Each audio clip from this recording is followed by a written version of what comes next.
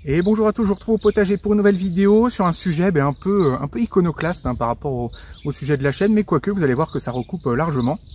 On va parler de robotique.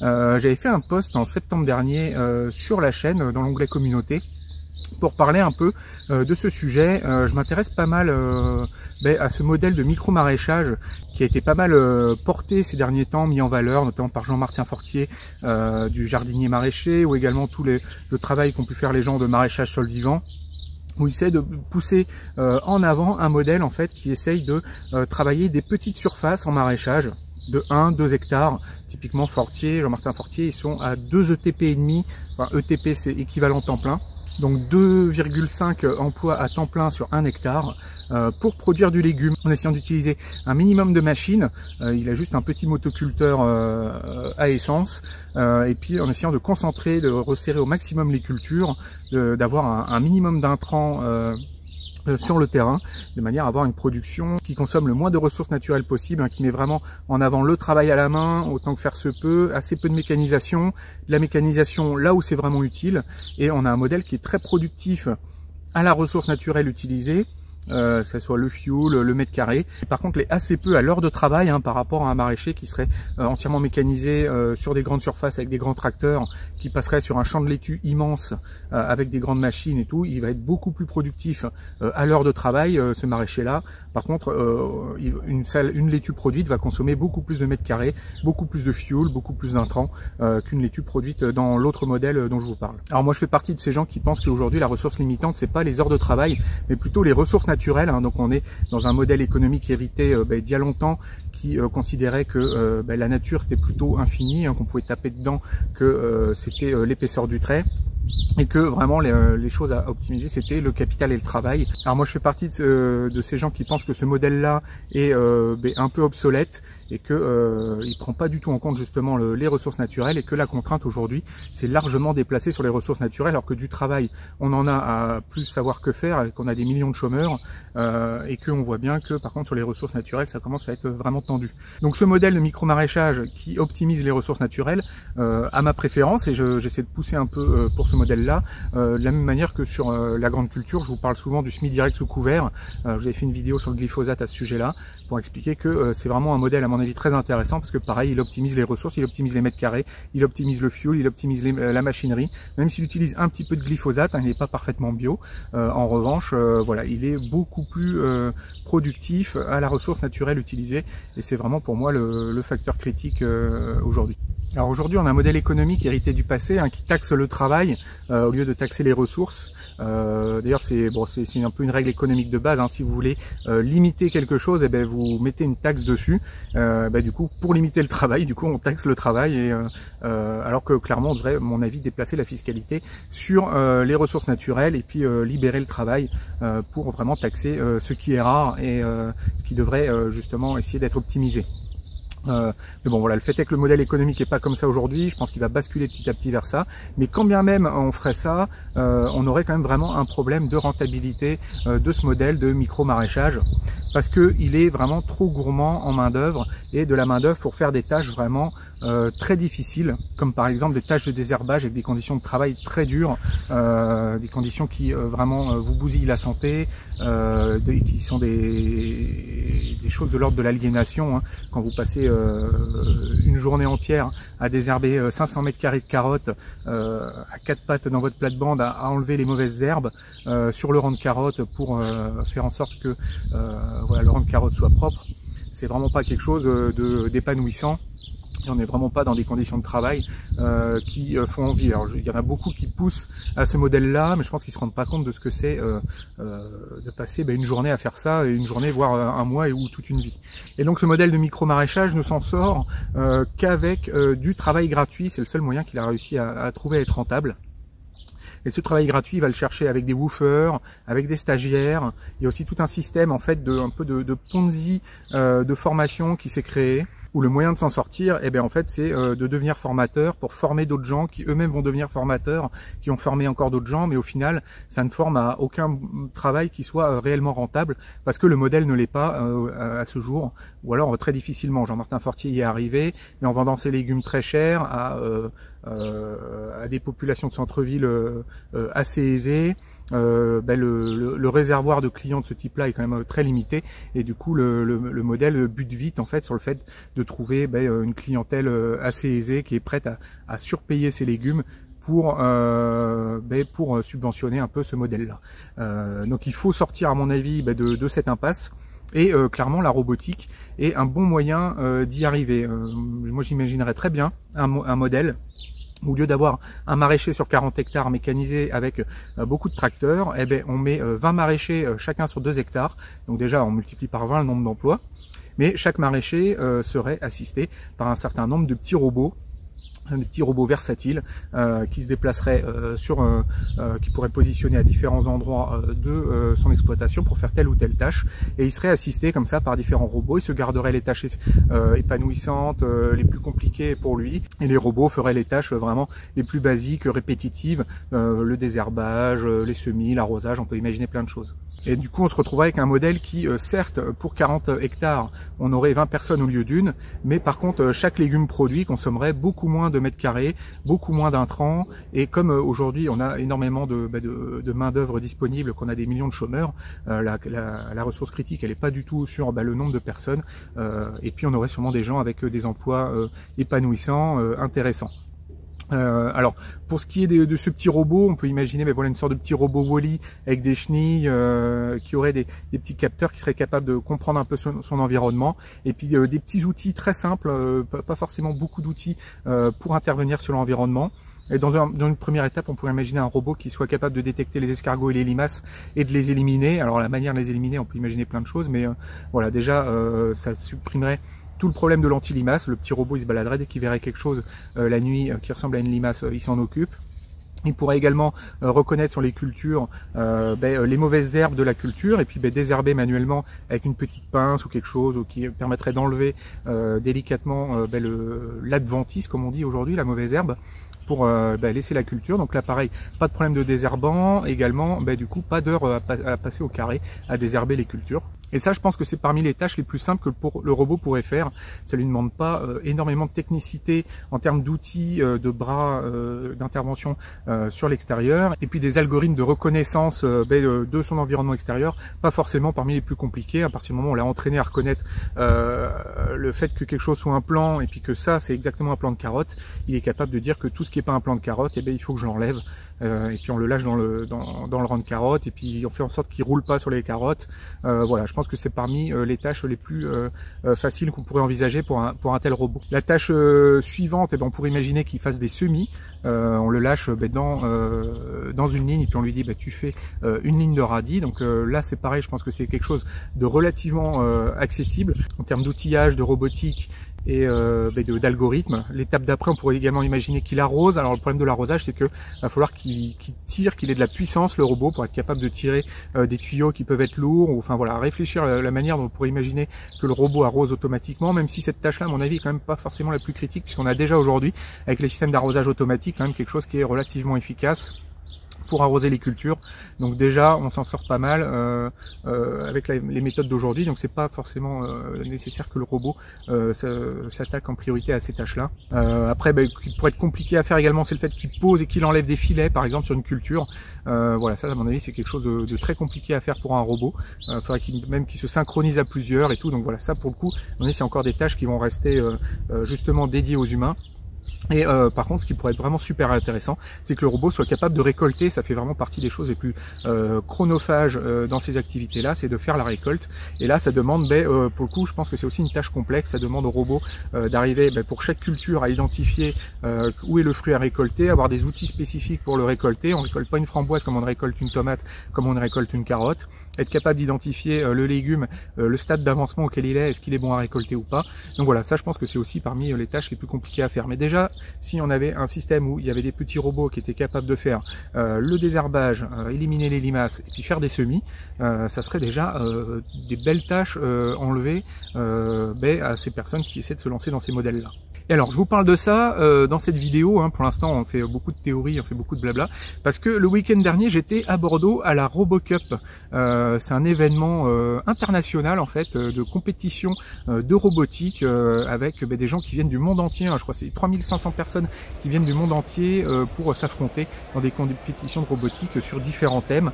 Et c'était vraiment impressionnant. C'était au Parc des Expositions de Bordeaux.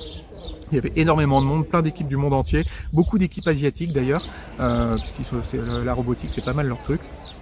Et voilà, plein de thèmes différents sur lesquels ils s'affrontaient en termes de robots. Il y avait par exemple une scène assez intéressante avec des robots d'assistance à la personne où il y avait des sortes de reproduction d'intérieur de maison, et puis les robots ils se baladaient entre les frigos et tout, et c'était à celui qui arrivait à mieux faire les tâches. Il y avait aussi une scène qui essayait de reproduire un terrain extrêmement accidenté, par exemple après un tremblement de terre, et puis là il y avait des robots qui étaient capables de se faufiler partout, et puis c'était la compète. Il fallait que le robot il fasse tout un chemin pour aller tourner une vanne à la fin. Enfin voilà, c'était super intéressant, plein de domaines sur lesquels ils s'affrontaient. Alors beaucoup de football aussi. Il y avait 5 ou 6 catégories de football. Alors c'est beaucoup d'énergie perdue, moi je trouve, que de consacrer autant de jus de cerveau, des meilleurs cerveaux de la planète, essayer de faire en sorte qu'il y ait les meilleurs robots pour jouer au football. Il y aurait sûrement bien d'autres thèmes plus intéressants à leur faire creuser. Et surtout que voilà, il y avait énormément de catégories. Alors il y avait les petits robots non humanoïdes qui jouent au football, les grands robots non humanoïdes qui jouent au football, il y avait les tout petits robots humanoïdes qui jouent au football, les robots Asimov qui jouent au football, les très grands robots humanoïdes bipèdes qui jouent au football. Et puis la catégorie reine, c'était les petits robots humanoïdes qui jouent au football. Et d'ailleurs la finale c'était France-Japon. Et franchement ils se débrouillaient bien les robots, et c'est la France qui a gagné contre le Japon, contre toute attente, parce que le Japon avait l'air très fort quand même, et c'est la France qui a gagné. Donc Cocorico, c'est un peu la catégorie reine visiblement de la RoboCup, et c'est la France qui a gagné. Donc voilà, félicitations à l'équipe française. Alors c'est intéressant aussi, mais je trouve qu'il y a beaucoup d'énergie perdue dans le fait d'arriver à reproduire la bipédie, le fait que les robots se déplacent à deux jambes. Je suis pas persuadé que ça soit indispensable, hein. Si on a un robot avec des chenilles qui est capable d'aller partout, franchement moi je trouve que ça fait le travail, et c'est peut-être beaucoup d'énergie perdue consacrée à essayer de refaire un robot qui nous ressemble à nous. Je suis pas sûr qu'elle soit indispensable, surtout que on a vu beaucoup de robots qui simulaient juste en fait avec un écran un visage et qui avaient des expressions, et ça faisait le travail. Et puis le fait qu'il ait des pieds ou qu'il roule avec des chenilles ou des roues, en fait ça n'avait pas vraiment d'importance pour le fait que on ait l'impression d'avoir une personne en face de soi, enfin quelque chose, une conscience, je sais pas comment dire. Le fait qu'il ait des pieds ou des roulettes, franchement ça n'a pas spécialement d'importance. Donc voilà, le fait de se consacrer à la bipédie, je pense que c'est un peu du temps perdu. Mais bon voilà, enfin ils creusent un peu dans toutes les directions, ça part un peu dans tous les sens. Et donc lors de cette RoboCup, il y avait également une exposition sur les robots agricoles, et moi c'est ce qui m'a intéressé, et je suis allé faire un tour à cette exposition, et j'ai vu notamment des robots pas mal intéressants, un robot qui s'appelle le Viti Rover, qui sert à désherber les vignes. Alors eux ils sont de la région, hein, c'est pas étonnant, moi je suis du Bordelais, hein, je vous l'ai dit, voilà, moi j'ai des vignes partout autour de chez moi, il y a des vignes dans toute la région. Et il y a un vrai enjeu avec le désherbage des vignes, hein, donc pas mal d'utilisation de glyphosate et de labour entre les rangs avec des petits robots enjambeurs ou ce genre de choses. Alors, je suis pas spécialiste, mais bon, enfin en tout cas il y a pas mal de problèmes autour de ça, de l'enherbement des vignes, hein, parce que l'herbe prend toute l'eau, pompe toute l'eau, on laisse peu pour les vignes, et également les vignes font des sortes les mauvaises herbes font des sortes d'ascenseurs à mildiou qui maintiennent l'humidité dans la vigne, et si on les coupe pas, voilà, l'humidité a du mal à sécher, ça ventile pas bien, et les vignes peuvent tomber malades plus facilement. Donc il y a besoin de gérer la mauvaise herbe. Alors comme je vous l'ai dit, la technique classique c'est le glyphosate, et là avec ces robots là, ça permet de passer en bio, et puis de plus avoir utilisé de glyphosate, en tout cas sur cette partie là, sur la partie désherbage. Alors de ce qu'il m'avait dit, c'était 20 000 € pour 2 robots plus une borne de recharge. Avec ça on est capable de gérer 2 ou 3 hectares, je crois il m'avait dit, alors j'espère que je me trompe pas trop. Je fais ça de mémoire, et les robots sont capables de se déplacer un peu partout, ils retiennent là où ils sont passés de manière à pas repasser au même endroit et tout. Enfin bon, le truc est pas mal fait, ça marche en partie à l'énergie solaire, en partie à la recharge sur des bornes. Donc il commence à en avoir vendu une centaine. Donc c'est des choses qui commencent à apparaître, à se développer. Ce qu'il faut bien comprendre, c'est que c'est comme pour l'informatique, le projet que je développe, la Potager Coach, le coût en fait de développement du logiciel est divisé par le nombre de clients que vous allez avoir. Alors dans la robotique, c'est pas du pur logiciel, il y a quand même du matériel à produire et tout, il y a le robot, il y a de la matière. Donc c'est pas la règle est pas aussi claire que ça, que on prend le prix de production, on le divise par le nombre de clients. Mais quand même, le coût de développement de l'intelligence artificielle, tout ça, c'est une énorme part du coût du robot. Et plus vous allez en vendre, plus ce coût, vous allez pouvoir le diviser par un nombre de robots vendus important. Et donc, plus ce coût va baisser, et le prix du robot, du coup, va baisser. Enfin voilà, c'est la règle classique de l'amortissement de la recherche et développement. Et donc là, ils sont commencé à passer la centaine de robots. Donc on voit que c'est des choses qui commencent à se développer. Donc a priori, on va voir de plus en plus dans les champs des petits robots se balader. Alors, il y avait également un autre robot, alors beaucoup plus grand, là, qui s'appelait Cyclair, qui est un robot pareil automatique. C'est comme une sorte de tracteur qui fait du binage dans les champs, sauf que là il n'y a pas le tracteur, il y a juste un robot enjambeur avec des outils de travail du sol qui est capable de passer dans des rangs de maïs et de céréales jusqu'à 80 cm de haut, ils m'ont dit. Et le robot est automatique, hein, il travaille la culture, il gère le désherbage, comme ça il est capable de biner entre les rangs. Il fonctionne à l'électrique ou au fioul, aux deux, ça dépend ce que souhaite l'agriculteur. Et voilà, on arrive sur des choses intéressantes. Ils m'ont parlé de, alors ils font des systèmes de forfait, par exemple au départ, pour essayer justement d'avoir quelque chose en termes de R&D qui soit moins compliqué que de vendre directement la machine. Il parlait de 150 € par hectare par an. Donc voilà, on est quand même dans des choses qui sont de l'ordre de l'abordable pour un agriculteur. Enfin, ça va faire leur calcul de coût. Mais entre le temps de passage de la machine, le temps de travail de l'agriculteur, le coût des entrants en glyphosate et ce genre de choses, ça peut, voilà, c'est des choses qui se réfléchissent. Alors moi, je suis pas spécialiste, hein, mais je sais que sur un hectare, on va être dans des ordres de grandeur de 7 à 800 € l'hectare en termes de, par exemple, sur un hectare de blé. Voilà, donc 150 € l'hectare, ça reste dans l'ordre du raisonnable. Et voilà, bon, tout ça, moi, comme je vous dis, je suis pas non plus agriculteur, mais c'est des choses qui commencent à se démocratiser et à être possibles et accessibles. Donc tout ça, c'est quand même beaucoup encore au stade du prototype, hein, c'est encore très récent, c'est des technologies qui commencent tout juste. Et il y avait justement également à cette RoboCup une conférence de Adrien Couvent de l'association RobAgri. Alors c'est une association qui date de 2017, hein, donc vous voyez ça a 6 ans tout juste, qui regroupe justement les gens qui font de la robotique dans l'agriculture. Donc voilà, c'est encore quelque chose de très récent, hein, ça bouge relativement vite. Puisque déjà au bout de 6 ans, il commence à avoir des robots qui travaillent dans les champs, et ça fait partie des choses qui vont se développer dans les années à venir. Alors notamment, il va y avoir un fonds de 20 millions d'euros dédié à toute cette partie justement développement de la robotique dans l'agriculture, et RobAgri justement est là pour essayer d'identifier quels sont les projets qui sont vraiment intéressants, les projets qui sont novateurs. Notamment, il se pose la question de savoir s'il faut que les robots qu'on fasse aujourd'hui soient juste des robots qui automatisent ce qu'on faisait avant, et si on peut pas carrément justement essayer de changer complètement de modèle, hein. Est-ce que les robots ne rendent pas accessibles des choses qui avant n'étaient pas possibles? Donc Adrien Couvent, là, avec qui j'ai pu parler, lui il est viticulteur justement, et il m'expliquait que par exemple on pourrait imaginer des robots qui paillent les vignes, puisque là aujourd'hui c'est pas quelque chose d'accessible, mais peut-être qu'on pourrait imaginer qu'avec des robots pour qui le temps de travail du coup a pas vraiment d'importance, hein, puisque ils peuvent travailler tout le temps, et puis si on en met autant qu'on veut pour que le travail soit fait, on puisse par exemple repailler les vignes plutôt que de chercher forcément à désherber. On pourrait imaginer par exemple de gérer l'enherbement par le paillage, voilà des choses. Enfin c'était un exemple comme ça, hein, pris parmi d'autres, mais que aujourd'hui auquel on pense pas forcément. Là jusqu'ici pour l'instant on a des robots qui essaient juste de reproduire ce que font les humains, typiquement le robot Cyclair là qui va biner les champs, mais peut-être que en fait avec des robots on va pouvoir juste tout simplement faire de l'agriculture complètement différente. Alors du coup, je remercie Adrien, là, je vais mettre quelques extraits de sa conférence, j'ai pu également discuter après la conférence avec lui, c'était très intéressant. Voilà, je vous mets quelques petits extraits rapides, et puis je vous invite à aller voir sur leur site RobAgri si le sujet vous intéresse. Donc pour ça, pour répondre à cela, il y a eu la mise en place de ce grand défi, qui est un projet à l'échelle nationale, doté de 21 millions d'euros sur 5 ans. L'objectif, c'est d'avoir un impact sur le monde agricole pour vraiment apporter des solutions aux agriculteurs sur le terrain. Tout ce qui va concerner la mise en place de nouvelles pratiques.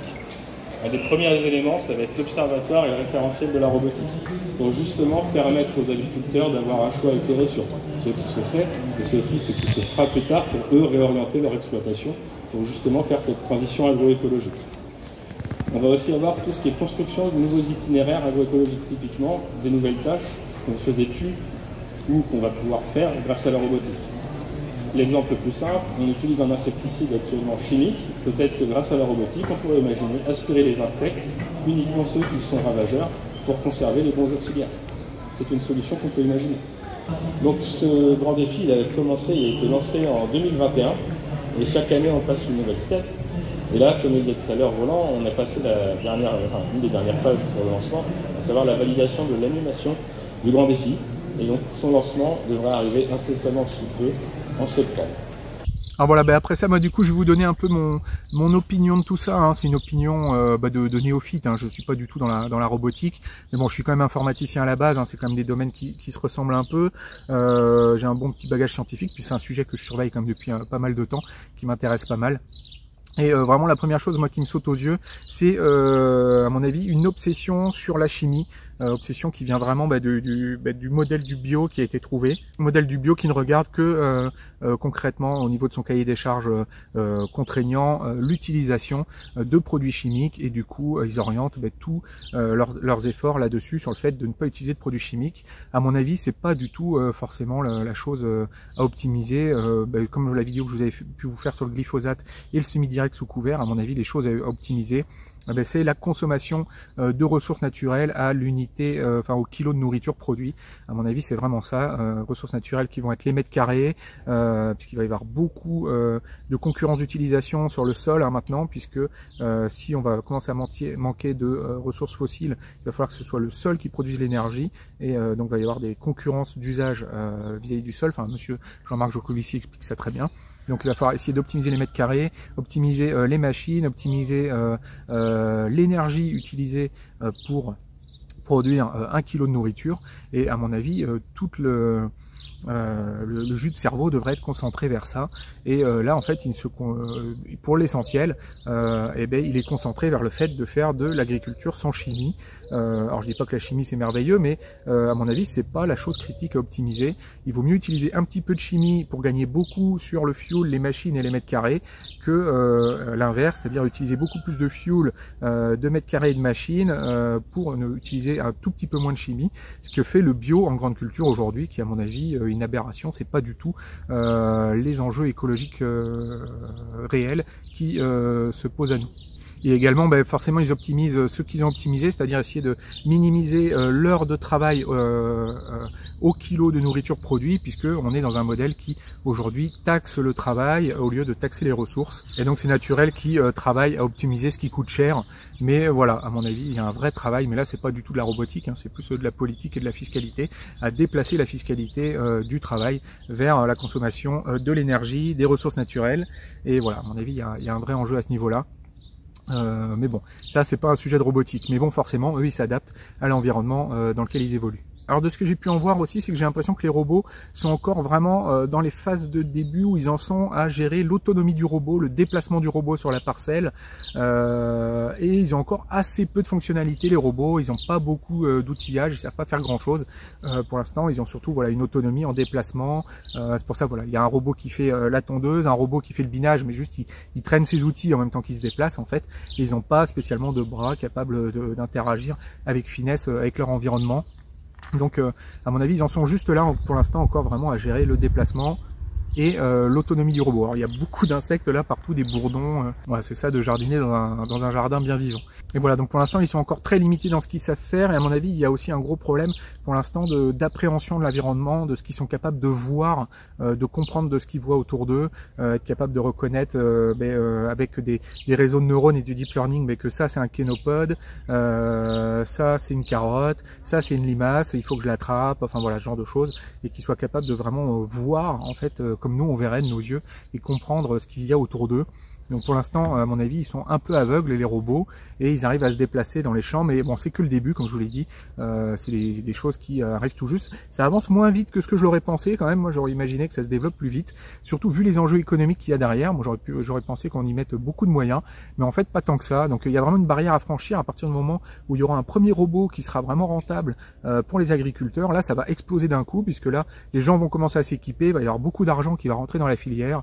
Ils vont avoir beaucoup d'argent à investir en R&D. Donc il faut qu'ils arrivent à franchir ce seuil d'un premier robot qui soit vraiment utile aux agriculteurs, enfin qui fasse pas photo qu'il faut s'équiper tellement c'est intéressant et que du coup ça enclenche ce cercle vertueux de la R&D qui s'autofinance. Je suis étonné quand même du coup qu'il n'y ait pas sur chaque robot un détecteur à limaces avec une sorte de bras capable d'intervenir pour piquer toute limace qui verrait, une sorte d'outil générique qu'on pourrait brancher sur tous les robots qui soient, avec une sorte de peut-être même comme il y a des prises de force normées sur les tracteurs, on pourrait imaginer des trucs normés pour plugger tel ou tel robot et tout. Enfin voilà, toute la filière a besoin encore de se construire, c'est encore tout neuf. Mais voilà, il y a énormément de choses possibles. Alors comme expliqué Adrien, justement, il y a aussi un problème de sécurité. On est sur des robots, donc typiquement dès qu'il va y avoir quelque chose qui va intervenir avec l'extérieur, imaginons un petit pic pour piquer les limaces, voilà, il faut qu'il puisse fonctionner en autonomie sans qu'il y ait personne autour. Voilà, faut éviter tout type d'accident et tout. Donc il y a vraiment une vraie question aussi au niveau de la sécurité, puisque on est sur des robots. Et puis qui parle de sécurité, du coup, qui est responsable en cas de problème. Enfin voilà, ça pose aussi des questions juridiques et tout. Enfin bon, c'est pas des questions simples. Et voilà, et à mon avis, il va y avoir deux modèles qui vont se poser, à savoir est-ce qu'on part vraiment sur des immenses cultures à la brésilienne avec des champs tout droits à perte de vue et puis des robots qui cultivent ça tout seuls, des champs de 5000 hectares et des robots qui font de la macro-agriculture, enfin et voilà, qui jardinent tout ça. Alors à mon avis, c'est ceux-là qui vont être faits en premier parce que ça va être les plus simples à développer. Mais moi, voilà, vraiment, ce qui m'intéresserait beaucoup plus, c'est des robots qui font de la micro-agriculture, des petits Wall-E qui assistent des jardiniers sur leurs petites parcelles. On pourrait imaginer, voilà, notre maraîcher sur ces 2 hectares qui aurait une dizaine de petits robots, peut-être même moins que ça, peut-être que 4-5 suffirait, qui l'aideraient sur certaines tâches, comme je vous ai dit, le désherbage, éliminer les limaces, faire les semis. Déjà, s'ils pouvaient faire ces 3 trucs-là, ça serait vraiment top. Et ça dégagerait vraiment de l'aliénation, du travail difficile pour ces métiers-là, et ça permettrait de remplacer 40 hectares assez peu productifs en fait à l'intrant de maraîchage extensif par 20 petites exploitations de maraîchage intensif qui seraient beaucoup plus productives à l'intrant utilisé. Alors au potager, alors là on parle agriculture, on est loin du potager forcément, mais si ces choses-là arrivent à se développer et que ça se démocratise via des coûts de R&D qui sont absorbés et répartis sur de plus en plus de ventes, on peut imaginer que ce soit des choses qui se démocratisent et qui finissent par arriver jusqu'au particulier, au petit particulier qui fait son jardin. Alors sûrement qu'il faudra faire des jardins de tel type pour que les robots puissent s'y adapter. On pourra pas faire à mon avis des jardins un peu fouillis, on met de tout partout, ça sera pas adapté pour, mais peut-être que pour des jardins comme le mien avec des cultures bien déterminées, bien grandes, on peut imaginer que des robots puissent évoluer dedans. Alors aujourd'hui il y a déjà un robot qui s'appelle FarmBot, mais c'est pas un robot qui est capable de se déplacer, c'est une sorte de rack qu'on pose, et puis il y a une sorte de barre qui se déplace sur le potager, qui va faire des actions. Voilà, c'est pas forcément moi ça que j'ai en tête spécialement quand j'imagine l'avenir du maraîchage, du jardinage, mais peut-être que ça sera ça, allez savoir. Voilà, mais c'est un sujet super intéressant. Moi je vous invite à surveiller ça, la robotique et l'agriculture et également le maraîchage. C'est quelque chose qui va évoluer de plus en plus vite. Ça va se mettre à exploser clairement le jour où il y aura des usages qui vont devenir rentables et de manière évidente, et que du coup tout le monde va s'équiper. Voilà, faut vous préparer parce que peut-être dans 10 ans, 15 ans, il y a des robots partout dans les champs.